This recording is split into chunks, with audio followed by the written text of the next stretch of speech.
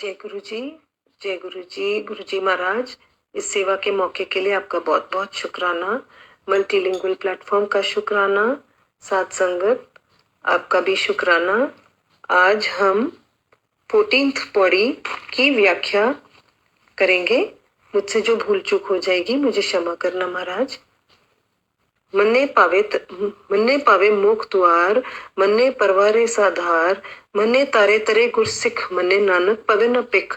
ऐसा नाम निरंजन होए जे को मन जाने मन कोय। जो उस परमात्मा को मानते हैं उन्हें मोक्ष द्वार की प्राप्ति होती है। नाउ व्हाट इज मोक्ष द्वार? मोक्ष इज मुक्ति। So that is what every human being wants freedom, wants mukti. But the opposite of freedom is gulami. It is that we are bound, we are imprisoned. बंधन दुख में हम फंसे हुए हैं. Freedom is azadi, liberation, स्वतंत्रता. Now what is it that binds us? The human may feel bound by society, or for political reasons or financial reasons. जैसे कि for example, somebody has to go to work even though his boss is very harsh. वो मजबूरी में रोज फिर भी जाता है काम करने. He is feeling bound, he is feeling chained, but he has to go because he has to feed his family. But here Guru Sahib is not talking about these external chains. वो कहते हैं इनसे तो शायद आपको मुक्ति मिल भी जाएगी, पर जो आपने इंटरनली अपने आप को बांध लिया है, अपने आप को उनसे अपने आप को मुक्त करिए.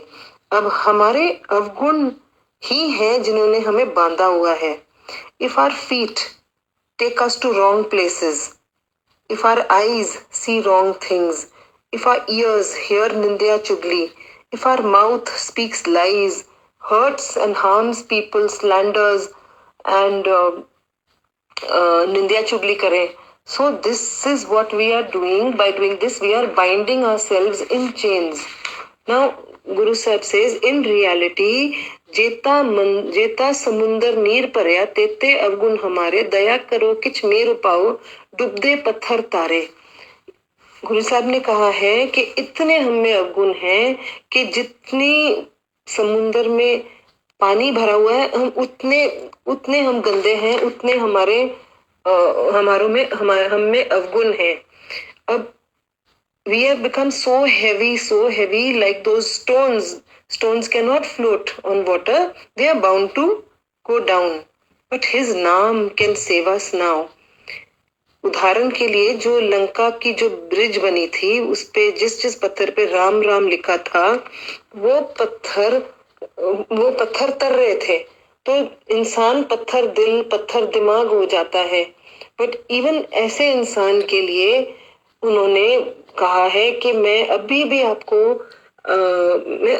माफ कर दूंगा. आप नाम जपो और मानो उस नाम को मान के फिर जपो and everything will change.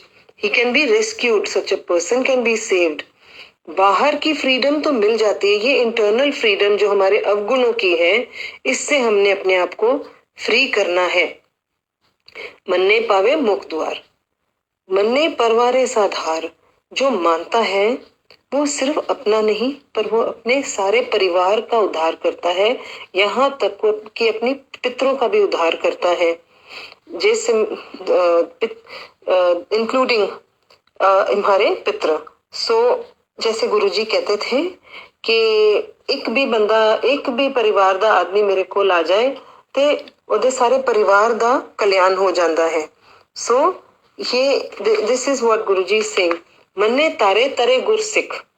Now मन्ने तारे तरे गुर सिख इज जो तरने के लिए गुर की सीख को लेकर चले तो वो तर जाता है. उनकी सीख पे चलने के लिए अगर तैयार हो जाए.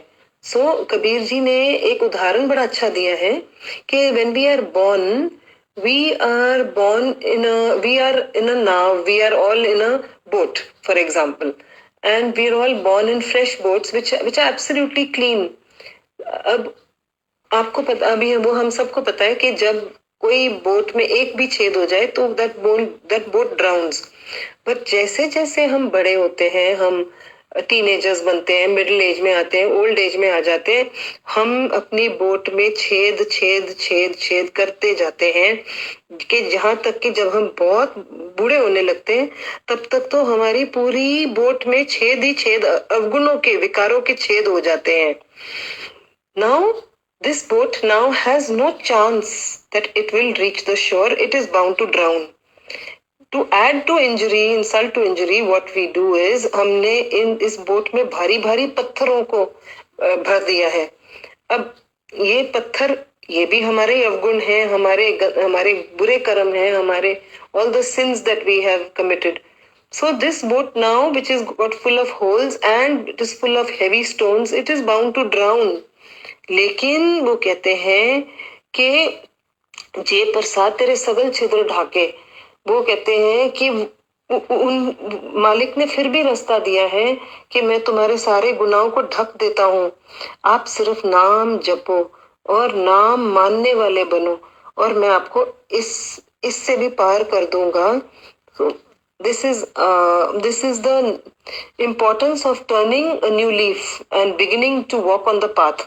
So, मन्ने तारे तरे गुर सिख, मन्ने नानक पवे न पिख. Now, जो मानता है वो सिर्फ अपना नहीं पर अपने फ्रेंड्स, अपने कोलीग्स, अपने आसपास के सब लोगों को अपने साथ चलने के लिए इंस्पायर करता है. He has so much faith in that one that everybody who looks at him also gets inspired. So, मन्ने नानक पवे न पिख means के वो सिर्फ उस गुरु को और उस मालिक को मानता है. वो छोटी छोटे उपाय और छोटी छोटी चीजों में नहीं पड़ता, जो एस्ट्रोलॉजर्स पे जाना या कोई ऐसे काम करना, बिकॉज दैट इज कॉल्ड पवे न पिख. वो भीख नहीं मांगता, वो सिर्फ मालिक से ही सब कुछ पा लेता है. सो ऐसा भटकता नहीं है इधर उधर. सो ऐसा नाम निरंजन होए जेको मन जाने मन कोए.